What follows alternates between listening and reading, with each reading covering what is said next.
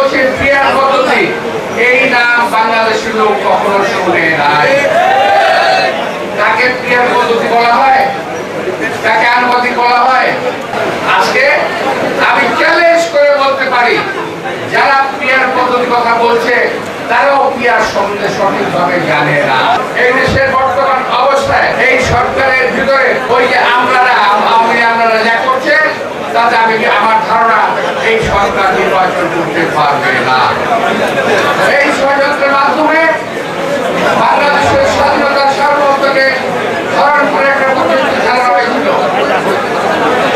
আপনারা সহ মঞ্চে আমরা যারা আছি 17 বছর আন্দোলন করে রাজপথ প্রকম্পিত করে এই সরকারের রক্তের দৌড় কাঁপিয়ে তুলেছিলাম আমরা।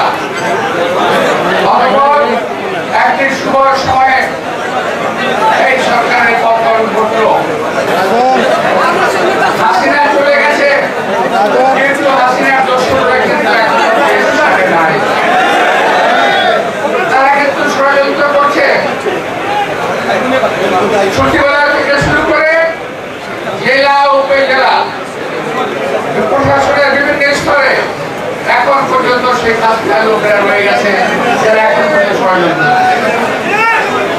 যারা চাচ্ছে না বাংলাদেশে একটি সুষ্ঠু নির্বাচন হোক, যারা চাচ্ছে না আমরা যে 17 বছর আন্দোলন করেছি সেই আন্দোলনের ফসল ভোট, আমরা গণতন্ত্রের জন্য আন্দোলন করেছি, আমরা ভোটের জন্য আন্দোলন করেছি, ঠিক না? সেই ভোট এবং গণতন্ত্র তারা এই দেশে ফিরিয়ে দিতে চায় না। এক শ্রেণীর লোক আছে ক্ষমতার গদিতে বসে নির্বাচনকে কিভাবে পিছানো যায় কিংবা নির্বাচন না দিয়ে কিভাবে অনেক দিন ক্ষমতা শিখে দেখা যায় সেই চেষ্টা তারা করছে। ইনশাআল্লাহ বাংলাদেশের জনগণ 17 বছর ধরে আন্দোলন করেছে, দরকার পড়লে আমরা আবারও আন্দোলন নামবো। আমরা কখনোই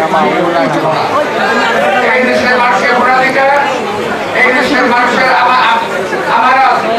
আমানত করতে দেওয়া হবে না। এক একটা রাজনৈতিক দল এক এক সময় এক একটা করে দেখবেন, কেউ একই দল বারবার বলতেছে নির্বাচন হবে, আবার বলছে এ বছর নির্বাচনে যাওয়া যায় না, আবার বলছে পিয়ার পদ্ধতি, এই নাম বাংলাদেশের লোক কখনো শুনে নাই। তাকে পিয়ার পদ্ধতি বলা হয়, তাকে আনুপাতিক বলা হয়, এটা কেউ কখনো শুনে নাই।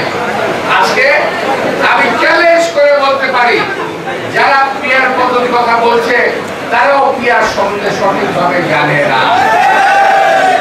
পৃথিবীর 80টা দেশে পিয়ার পদ্ধতি আছে, সারা বিশ্বের 200 দেশের মধ্যে 80টা দেশে পিয়ার পদ্ধতি আছে।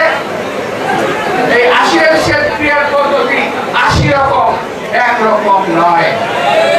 সুতরাং যারা পিয়ার নিয়ে কথা বলেন, দয়া করে পিয়ার নিয়ে একটু পড়াশোনা করবেন, পিয়ার নিয়ে একটু জানবেন, জেনে তারপরে কথা বলবেন। একজন করে দিল আর আমরা আসলাম, এটা তো হবে না ভাই। বাংলাদেশে সর্বোচ্চ প্রচলিত নিয়ম, আমাদের পূর্বপুরুষরা যেভাবে নির্বাচন করে এসেছে, সেই নির্বাচন সুষ্ঠু সুন্দর হলে দেশে কোনো কিছু পরিবর্তন হবে না। যদি নির্বাচন সুষ্ঠু না হয় তাহলে দোষের ব্যাপার আছে, কিন্তু এই দেশের মানুষ একটি সুষ্ঠু নির্বাচনের জন্য আন্দোলন করেছে। আমরা আন্দোলন করেছি, দেশনেত্রী বেগম খালেদা জিয়া আজকে জেলে গেছেন, আমাদের নেতা তারেক রহমান দীর্ঘদিন যাবৎ দেশে অবস্থান করছেন। প্রথমে তিনি গিয়েছিলেন আহত অবস্থায় চিকিৎসার জন্য, এখনো পুরোপুরি সুস্থ হয়েছেন কিনা আমি বলতে পারবো না, আমি যা দেখেছি মনে হয় না। তারপরও আমরা ওনাকে আহ্বান জানাবো, আমরা জানাই যে উনি শীঘ্রই দেশে ফিরে আসবেন, দেশের বর্তমান অবস্থা কেটে যাবে। প্রিয় ভাইরা, এই দেশের বর্তমান অবস্থায় এই সরকারের ভিতরে ওই যে আপনারা যা করছে তাতে আমার ধারণা এই সরকার নির্বাচন করতে পারবে না। কিন্তু